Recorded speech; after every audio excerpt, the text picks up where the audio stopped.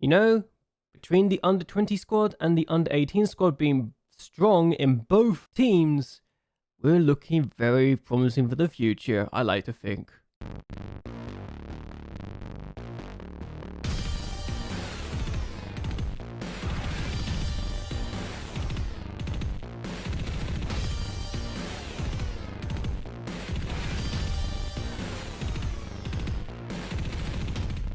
Hello.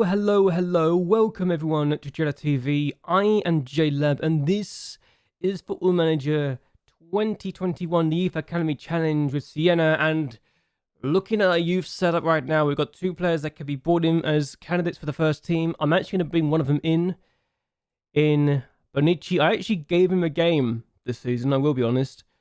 And he didn't have the best of times, but that's more due to where I was playing him than anything else.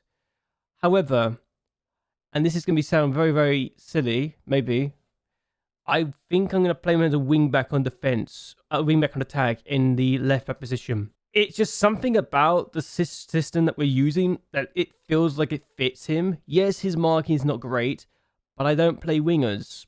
And, yeah, we don't play wingers. This guy can be very good in the wing-back position on attack. And considering that we've got a system where we can actually use it and his finishing, his long shots aren't great, I don't think it's the end of the world.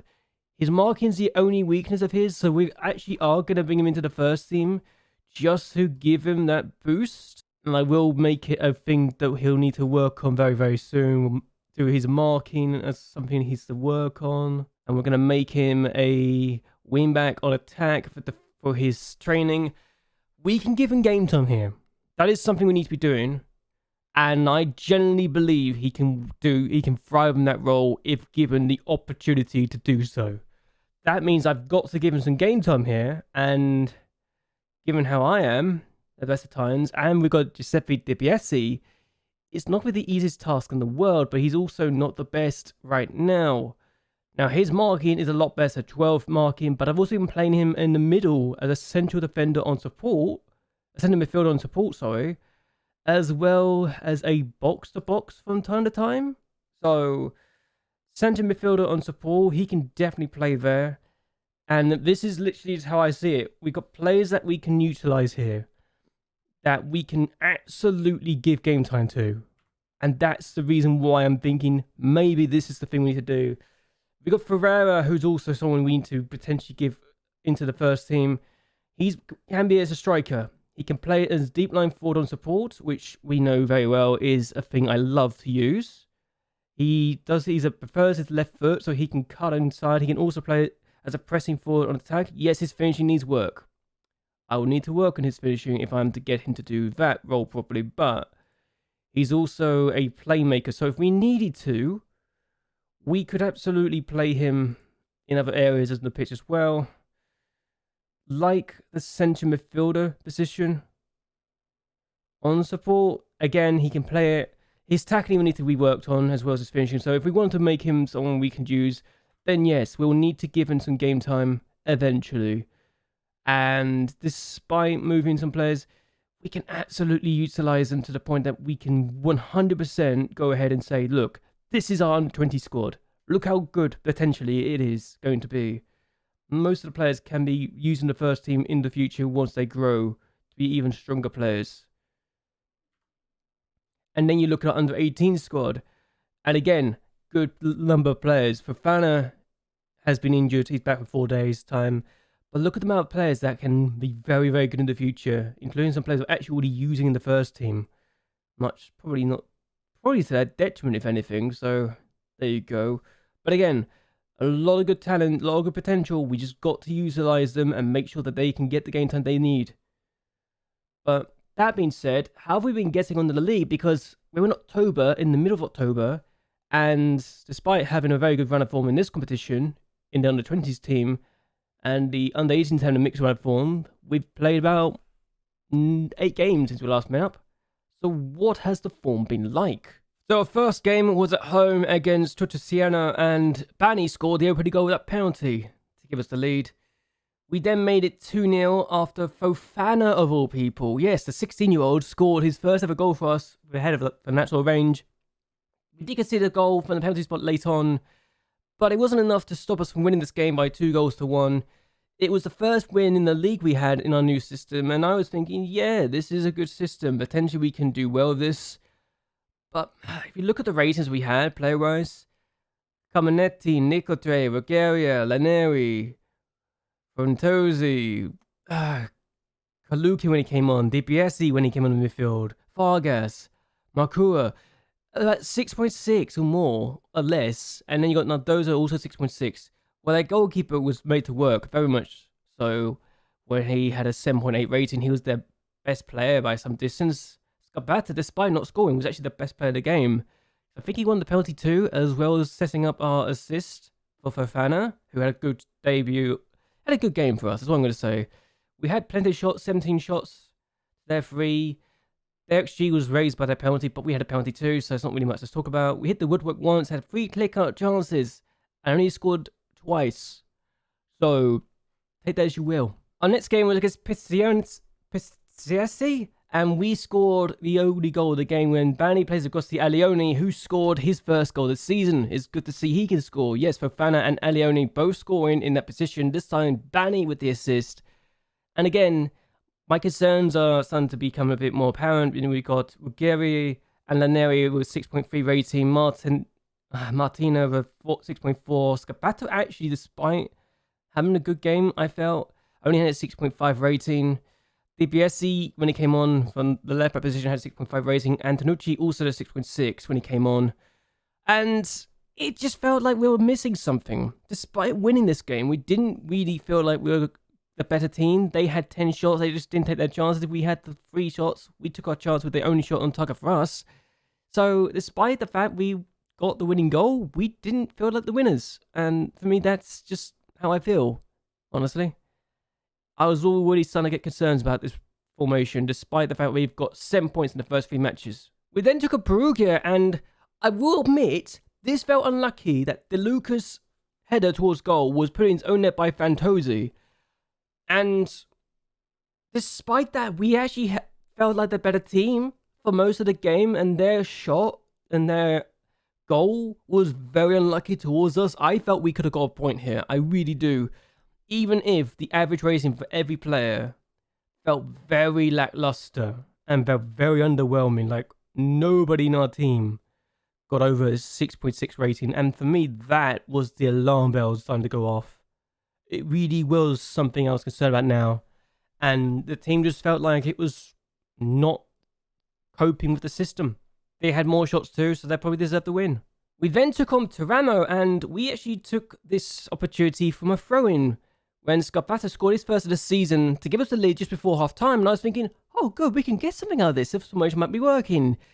No, this happens. From our own free kick, they hit us on the counter, and Scarpa, or Zakas just does that, and then just before the end of the game, 85th minute of the game, they managed to make it 2-1, and it was really well worked.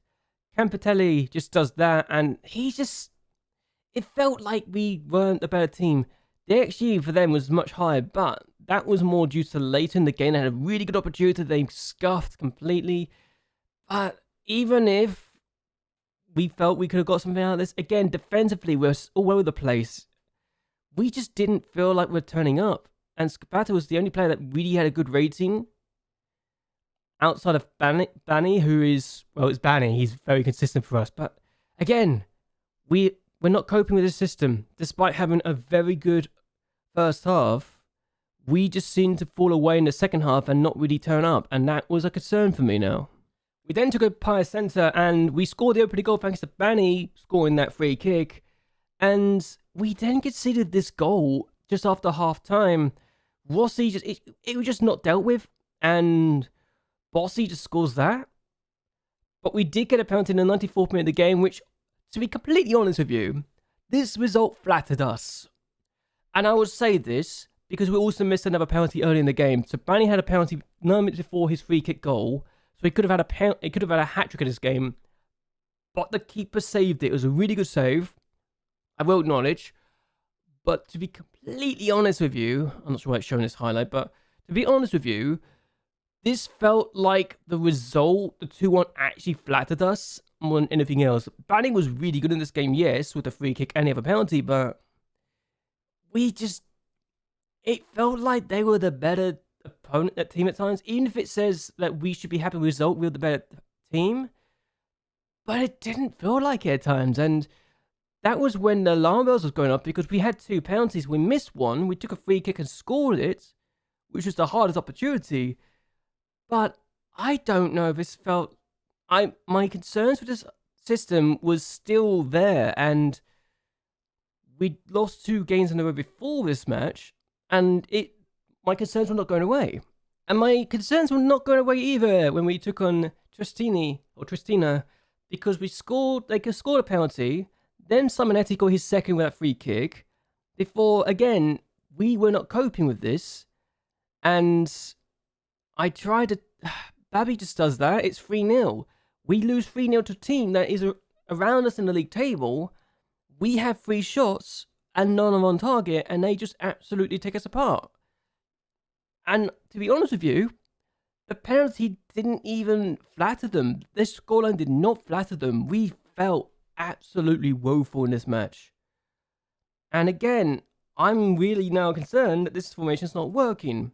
Do I need to go back to a system that I used last season? You know, the one that got us almost into the playoffs last year. And my mind's thinking, you do. But we don't do it just yet. We play sub Terrell and they win 3-0. We give away a penalty early on. And we then give a free kick. They take the opportunity from this free kick after Martini scores that goal, before they get another goal from this counter-attack. And I'm going to be honest, Santa Padre...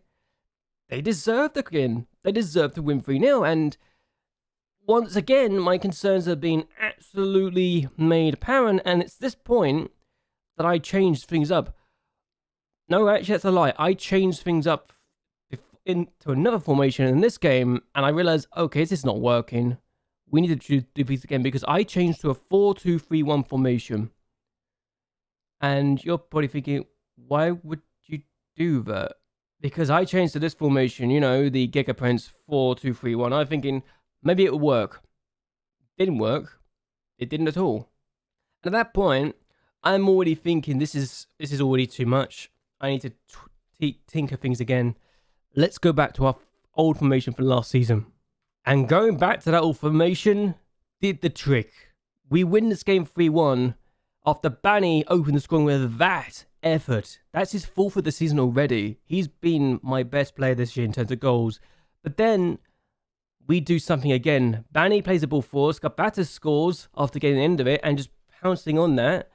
And then 90th minute of the game, we make this free. Comanetti plays it for us. Gabata's there. Keeper's 1-on-1. He's got no way of stopping us.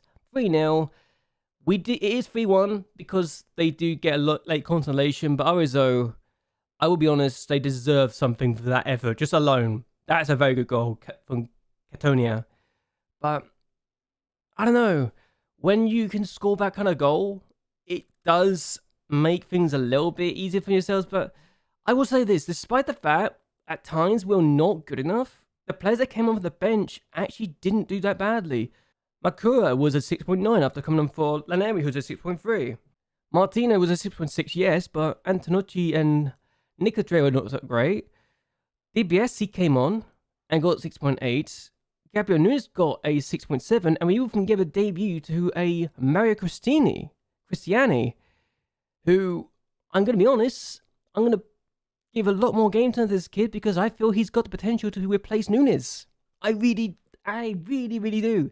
This guy, yes, he's not as good as Nunes right now, but if I was to compare him to Gabriel Nunes right now, I've got to be honest, he feels like he could be the future. Yes, physical, speed, vision, attacking, technicals and areas, he's not as good.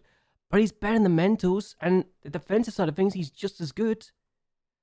So, is he the perfect player? No. But he's so much younger than this guy. He's very much the younger version. I think that if we give him the game time that he needs, he could really take his spot. He's got a lot to work with, and I'm going to give this guy a few appearances from the bench because I think he needs it. And we definitely need to work on this. But that being said, that was the last game. I've now got a lot more confidence. Where are we in the table now? So would you believe this? 9 games in, we've got 9 goals, we've got 13 points after 4 wins. We've literally lost 4 of the last 5 matches before this game. And we're only 1 point away from the relegation playoff. But we are just 3 points away from 3rd place in the table because Rimini have lost their last 2 matches. And I'm starting to think, how on earth has this happened? When JLABTV are in 2nd place, having been unbeaten this season, and sub to our top because they've won the last 5 matches and are a point clear. So the top 2, since in their own little world, between MacLeod and Rimini, there's only 4 points between every team. There's games in hand between some of the teams in the bottom half too. So the 4 teams here, ourselves, Modena, PTSC, and MacLeod, could all fly into the top half and into, very comfortably too, into the top 6. So if we win our games in hand, this could look very, very interesting. And Monterrey could go back into the relegation playoffs despite winning against Livorno. It is so tight right now. And yes, the team that's bottom of the table, I kind of feel bad for them, but it kind of showed that how bad our tactic was, that despite winning 3 times, I was not comfortable. And we only beat 3 of the teams in the bottom 6 team of the table. So again, I feel like I'm justified in making my decision to change things up. Considering we beat Arizo, who are only 2 points clear of us, that's still better than nothing, right? Either way, we've got a good system. Banny's been really good. 7.22 is the 3rd highest in the league. Goal-wise, he's got 4 as well. So he's actually joint 4th now, which is saying a lot. Oscar Battle also got 3 goals, so he's also doing pretty good. And I want to see how we can do in this game. Because I honestly believe this tactic is going to work for me. Nico Trey is going to be a defensive midfielder. I can play Nunes here if I need to, but Cristiani is also on the bench as well. I feel there's a lot of potential to grow here. And I'm going to make a bit of a bold move. And I'm going to take off you. And I'm going to bring Benici onto the bench with the idea that if we need to take off Martina, Benici's going to come on from the bench. And if we need to take off one of the midfielders, then DPSC will take Antonucci's place instead. I literally am thinking, yes, we need to utilize the fact he can play in multiple positions. And we've got plenty of players that can play in his positions right now. So let's see what we can do.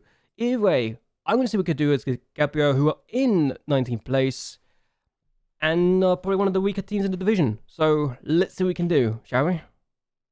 We've got a free kick. Banny would take it. We know what we can do here. The keeper's going to get... He's punched it away. Okay. Fantosi is going to make this first, though, which is good.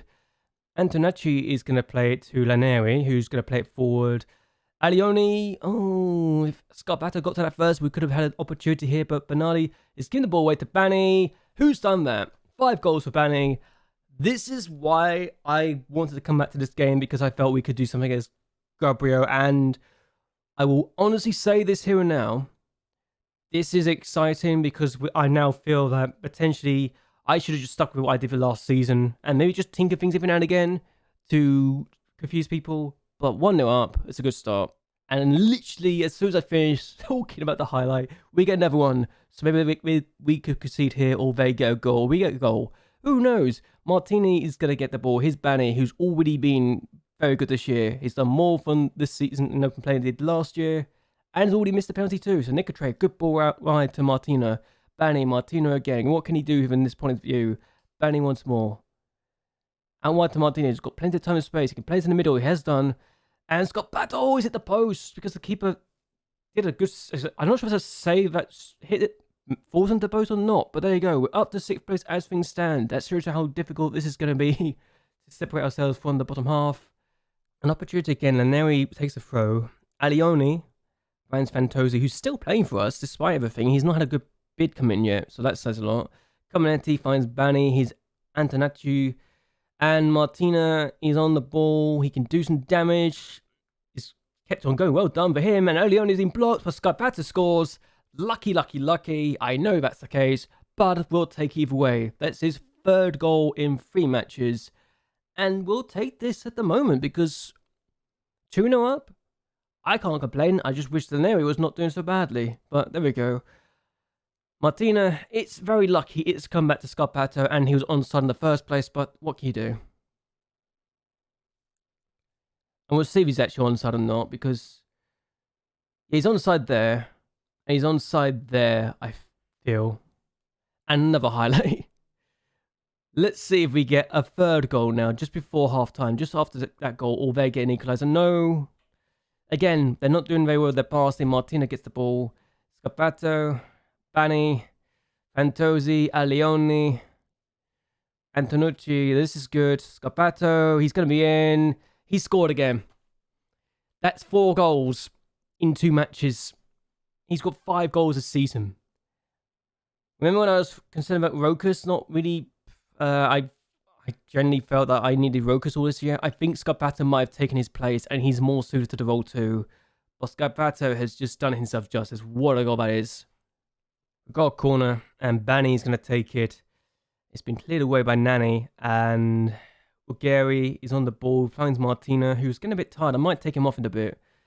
Ball's been played forward and it's not the best, was it, from us? But Dema, they need something. They need more than they've shown already this season, in this game. And as things stand, our goal difference will be back to 0 again, which is very nice. But Dema is going to get the ball down. They might be turning up in this half, who knows? But we'll get the ball away. Fantozzi does get to that. And Alioni, here we go. Can we get a +1 goal difference? Oh, no, not that sort of passing. We've not. Sandri, Dema. Oh, they should have punished us. They really should have punished us. We've got a free kick here.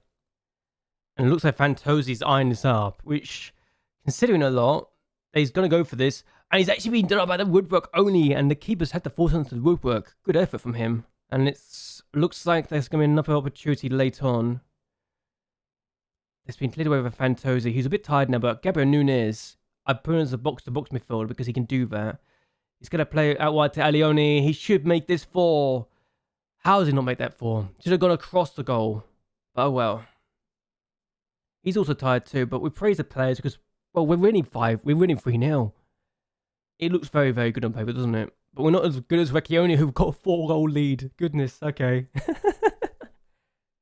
But as we stand, because of how tight this table is, we're going to be in 6th place, which is very impressive. Scarpato plays across. It's not been dealt with properly. And that might be it, surely. It is over. And we have a 3-0 win. It's a good win, and I can't complain at all. I just wish we could do this more often, honestly. But there you go. That's a good victory for us. But yes, with this victory, we're now up to 6th place. We're only 2 points away from dropping out of the top 10, though, so that's why I'm concerned. And we're still only 3 points away from the relegation playoffs, despite that performance. Yes, admittedly, the gap between 19th and 16th is getting bigger and bigger by the day, but we can't take our foot off the pedal, and San Benedeste, despite having a top half finish last year, are struggling this year at the beginning of the season.